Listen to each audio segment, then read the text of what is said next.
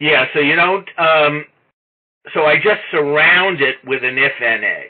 So basically this is my lookup, and then I add an if NA around it. And the basic parameter for an if NA is, it's if NA, whatever is that lookup, or an error that would generate that. If it doesn't produce an error, return the result. If it doesn't, return something else. And here in this first example, I told it to return a blank.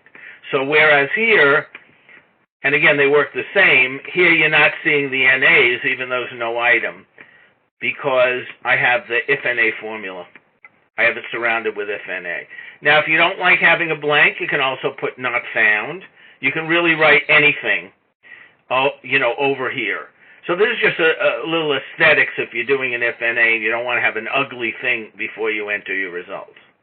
Okay, let me stop. I don't know, is anybody else experiencing a lag? If you do, I would assume most of you are not, but if you do, I'd recommend you just log in and log out. Every once in a while someone gets a lag. It's join me.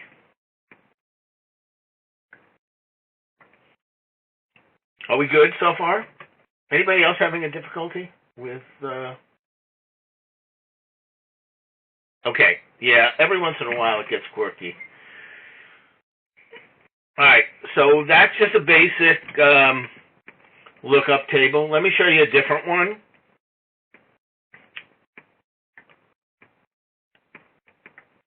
And here's where the beauty of lookup tables come. You know, people can understand the concept, but where's it really an advantage if you're working in schools and finance, okay? So here's my example. By the way, for those of you outside of New York who may not know, CSEA is civil service or classified staff, and this was a town example, so we had administrators, justices, and regular staff, general staff, okay? So what I have here is, these are negotiated contributions to medical and dental, and they could change as a result of a contract. So the beauty of using a table is if we have a change in our contract, I don't have to go in and redo all my formulas. I can have a reference to the table. So watch what happens here. This is just my basic table. It's different rates.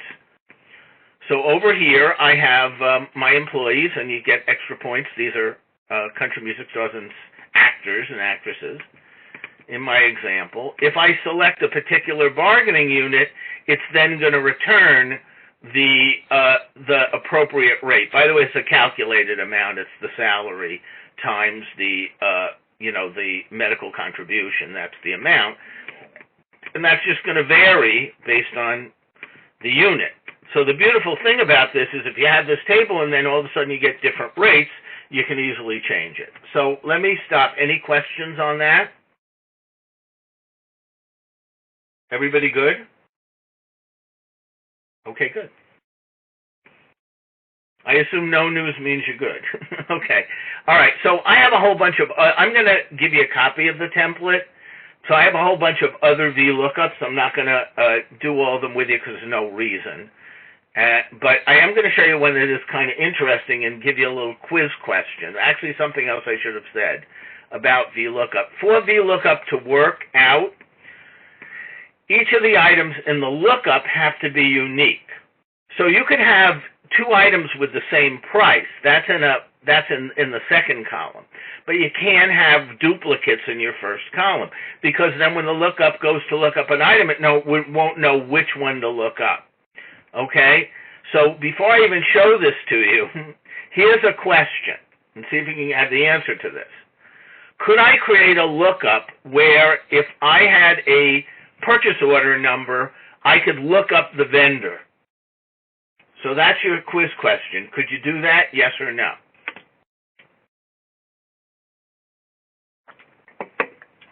Okay. I only have two responses. I guess the rest of you are asleep. Okay. The answer is yes. Okay. No, you can. You can do it. The question is, let's look at the reverse. If you had a vendor, could you look up their purchase order? The answer to that is no. And here's the reason why. Because each purchase order has a unique vendor, but you could have a vendor with multiple purchase orders.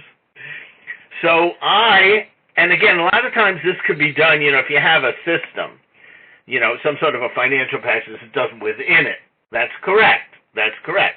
But I could create a lookup table, and I did it just to give you an example, that would look up a particular purchase order. So here I didn't do a drop down, I'll just put it in.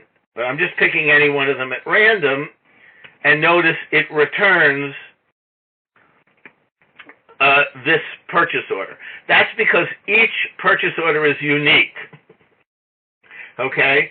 So that's just something to bear in mind. If you have a unique indicator, you can use a Vlookup. You can't use a Vlookup if if it's not unique. So I had an interesting request in my area from one of the school districts. This was a non-finance area, but they wanted to know, and this was a while ago back, the state was beginning to give numbers out to teachers for the whole teacher evaluation system, student systems. They assign each teacher a number, and the question the person in the tech department asked me was, is there a way, if I have the person's name, where I could find their number and vice versa? And the answer was yes, provided we don't have two employees with the same name. We'd have to work out a middle initial, and then you could do it. You certainly could look up an employee's name based on their number, because each person had a unique number. Okay? All right, I think we're good on that. Let me move on. One of the things that is just, again, another interesting angle with Vlookup is Vlookup can replace nested if statements. So I learned nested if statements a long time ago. I hate them because they're tough to debug, but they do work. So I'm just going to show you this example. This is the if statement. It says if 1, return part-time. If it's false, then go to the next if statements, and that's how nested if statements work. So actually I only needed 2 nests because by default it'll do hourly if it's not this. So watch, if I do 1, I get part-time. If I do 2, I get full-time. If I do 3 or really anything, I get hourly. Okay? So I can accomplish the same thing with Vlookup, and my preference is to do Vlookup because I have a table to see. Okay? So just bear in mind, anytime you see, if you run into, like, if you take over for somebody and they have some crazy if statements, usually I want to clean it up. Okay? So I'm just going to show you a really crazy example. So I won't mention the name of the administrator because I don't even think she did this. I think she inherited these. Okay? Actually, let's go back up just one more thing on Vlookup that I didn't emphasize, and I want to go back to this. Okay, so in the Vlookup basic formula, you have the value, the table array, the index number, and then this thing true or false. And there's a lot of confusion about what this really means, because sometimes you don't even see it, okay, because it defaults to true. So I just want to explain what it means. So true means it will take an approximate number. False means your response must be exact. Now, in most of the things that I work with, I really want exact.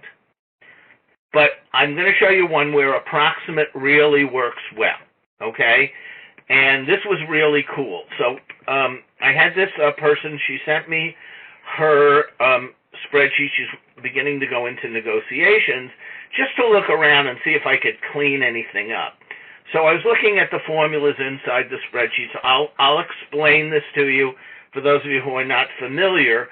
And all these numbers have been changed because I don't want to share someone's numbers. But anyway, what she has is positions, and these are all administrators in the bargaining unit, and their contract calls for longevities. So in addition to regular salary and step, you get a longevity. I'm not sure if they have steps. They get a longevity.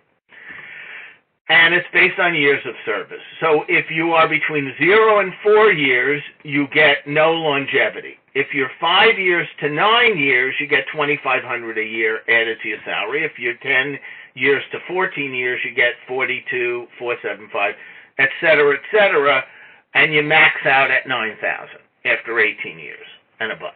Okay? So this was what she needed to do. So let me show you what she had as the formula to do this. Okay?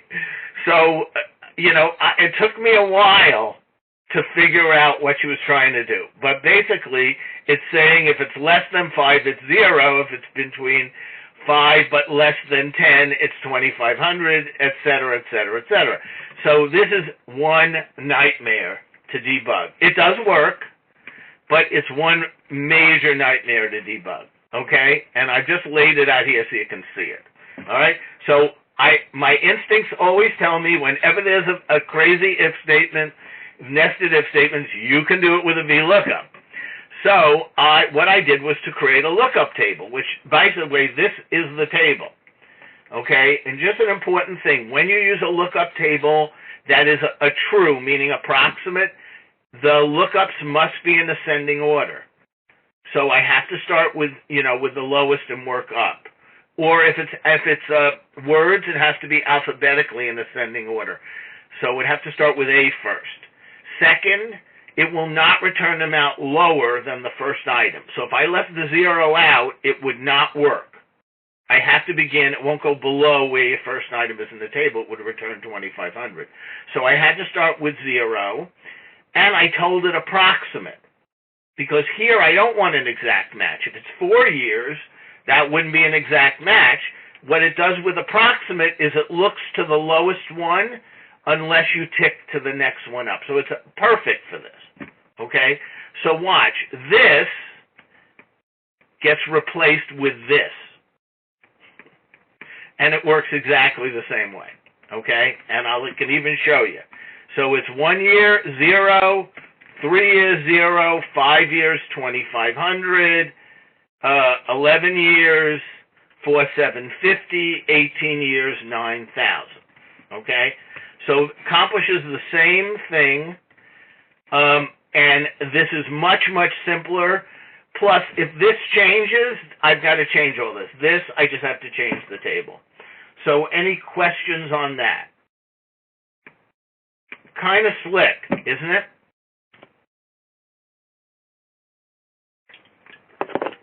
Okay, so I think we, at this point, have covered regular VLOOKUP. Now I want to talk about how to make VLOOKUP two-dimensional. Okay?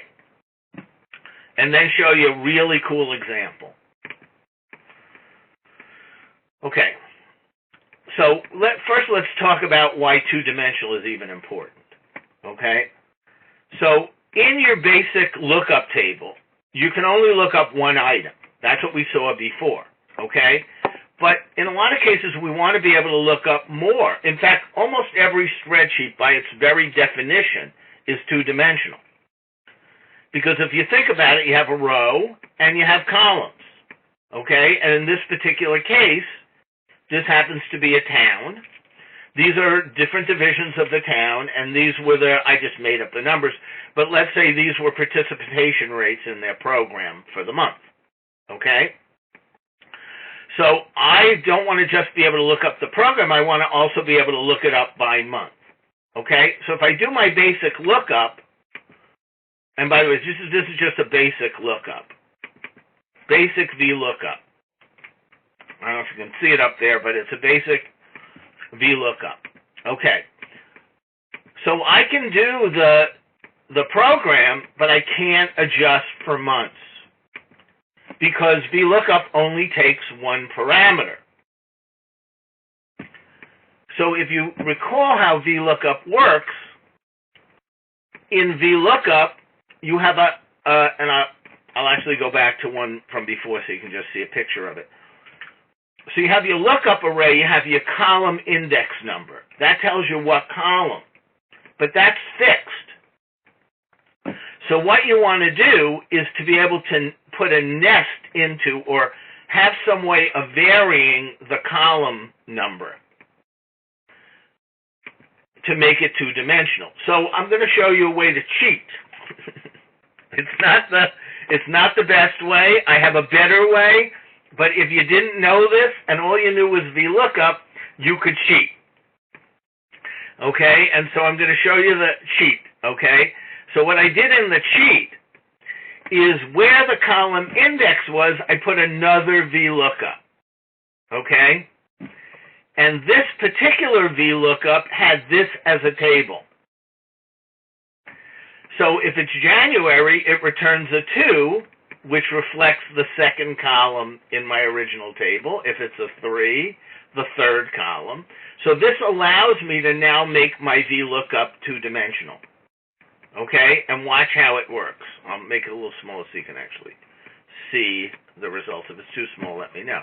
But I can now say, I want to look at rides for the month of May. And it's going to go to rides for the month of May. Okay? So I've now made my VLOOKUP two-dimensional by varying the column index using another lookup. It's basically just a lookup inside a lookup. Okay? Make this bigger so you can see it. Does that make sense? Yes? No?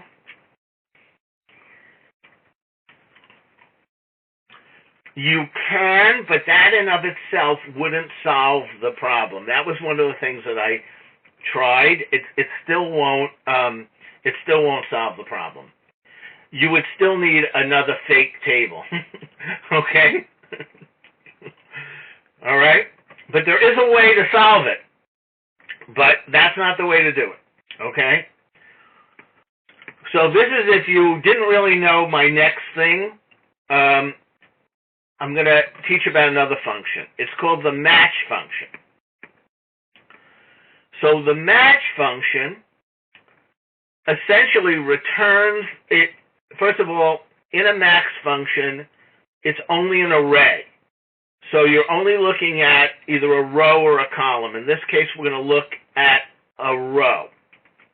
Okay? And what it says is, it looks a little bit like a lookup. It says, give me the lookup value, check the array, and then tell me what corresponding column number, or row number, in this case column number, responds to that number.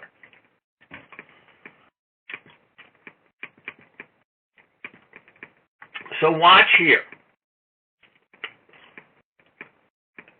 And I'm just going to start with my table here. Notice in the table I had, now I numbered the columns. I need this.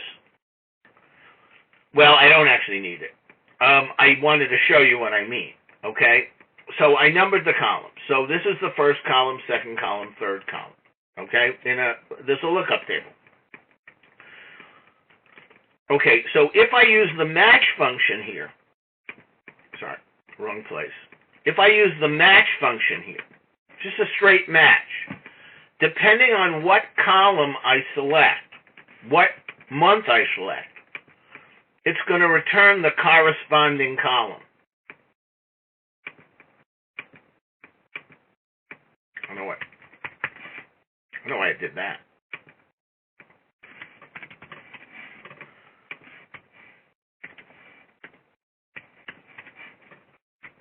Corresponding column. So this you don't need the extra table. Okay?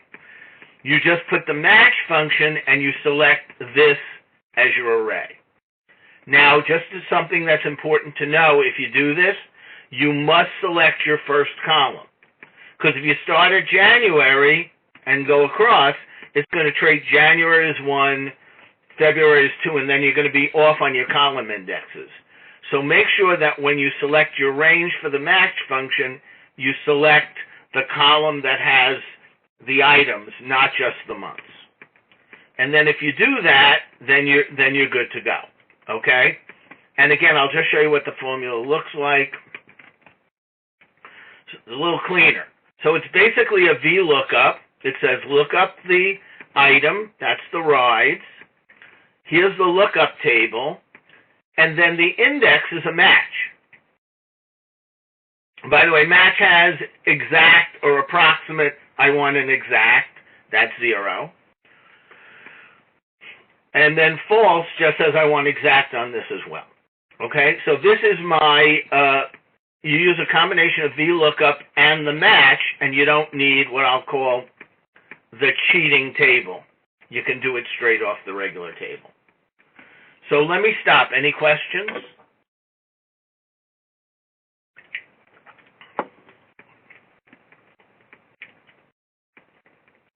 So let's watch it in action, okay?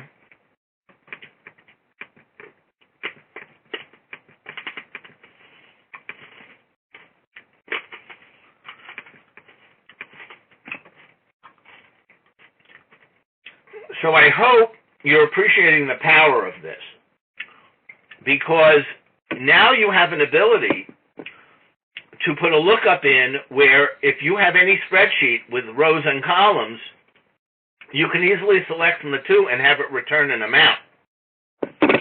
Okay?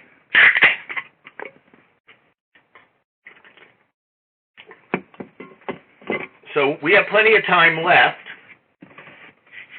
So I want to show you an example of it in action. Okay? In finance, in government finance. So I'll give you a little background. I can talk slower because I've got time.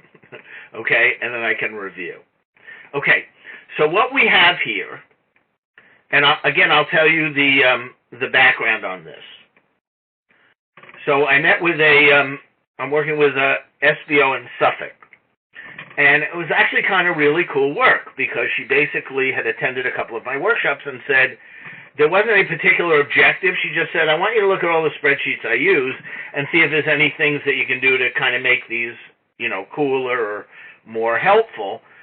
And so one of the ones we zeroed in on was her preparation for her teacher contract negotiations. By the way, I changed all these numbers, all the names, because so I'm not that these are not secret, these are public information anyway, but she had a salary schedule. And for those of you who don't understand them, I'll just give you a little bit of a background. Obviously, people in finance understand this. So what you have is, this is a teacher schedule. You have the steps, which are the years, and then you have the education level. And so your salary is a combination of these two things, because a person might be at, say, at step 4, and the salary is a master's degree, okay? And then you're going to return this amount, okay? So what we wanted to do was a way for her in her negotiations very quickly, first of all, to be able to, in the negotiations itself, to be able to say to a particular staff member, well, if you're at level 8, you're at step 8 and you're a master's 30, what would you be getting under the contract? So we could do like a lot of just samples, not just presenting people with, a pile of numbers, but showing them what it would look like for them. But beyond that, also being able to use it to budget based on different what-ifs. Okay, so I just put in 2 years to show you what this looks like. So this is the original salary schedule. And then all we did was to put in a what if on the percent increases. And just to explain what this is, all these are the original salary plus whatever the increase is. So every one of these is just a plus 1 point, whatever that parameter is. So for example, and again, because it's negotiations, these aren't a fixed number. Once it's fixed, we know.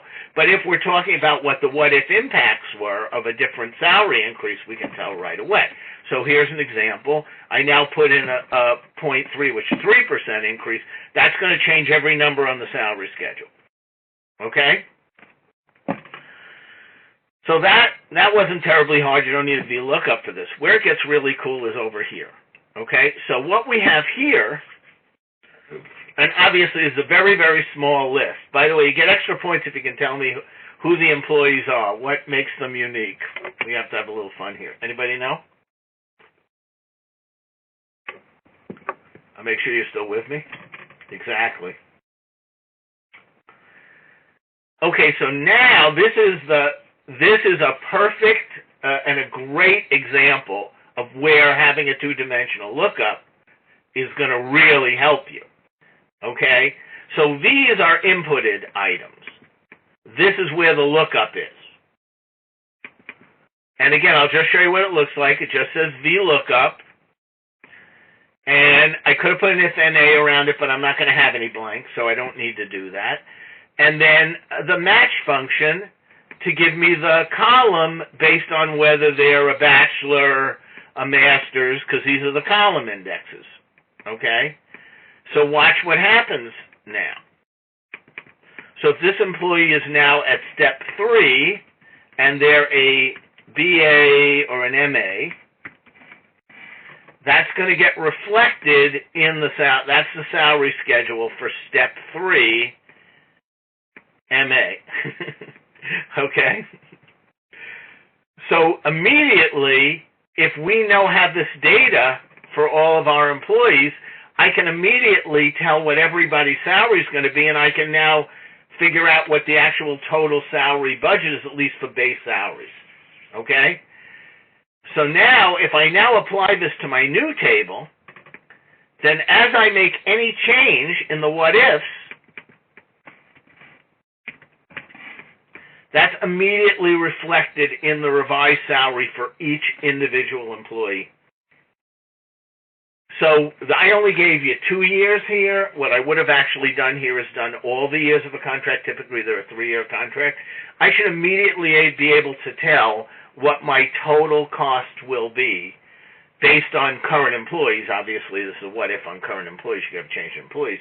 But based on, I could reasonably budget for all of the employees if I had all their names and their steps and education level currently for 3 years out, and do it really, really quickly and have it be completely dynamic in that if I make a change here, it's going to get changed in the salary schedule.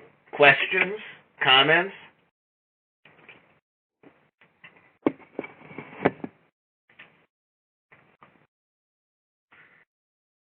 Now, if I didn't know how to do this, what she had was a crazy lookup. She actually had a lookup that went 1, 2, 3, 4, 5, 17 for BA, and then another 17 for BA 15. So she had this just enormous, and we were able to really clean it up. But there's a lot of other applications where you can use three-dimensional lookup. This is probably the best one I've seen, but I could see other examples involving any 2 parameters where you can then go and do additional budgeting. So I'm going to stop. I pretty much have covered what I need to cover. I can give you some time to review. I can answer any questions you might have. And then we'll call it a day. We don't have to stay on this longer than we have to if we got it done. I never know. I anticipated needing to spend more time on VLOOKUP because I thought we had more beginners, but that was a good thing. Okay, everybody good? Any questions?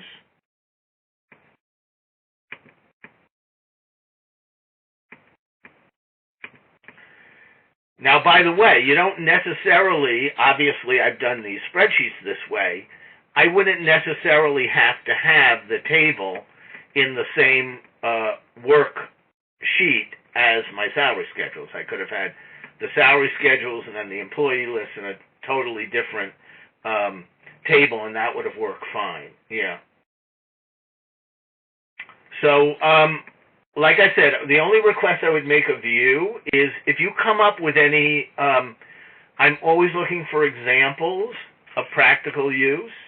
So when you, and I'm going to push this out to you, obviously, so you have it, so you can play with all the formulas. But if you come up with any other examples in, that are educational examples, either instructional or in school finance or government finance, I'd just appreciate you, shouting it out to me. Maybe even send me a sample of what you got, because I'm always trying to, give more practical examples. But I love this one. In fact, it was because of this example that I was actually inspired to do this webinar, because I went, wow. Never thought of using it that way. And like with so many of these things, you can know a function exists, but if you don't really see a practical use, you might not recognize, how beneficial it could be to you. Okay, so I'm going to call it a day unless somebody has any questions.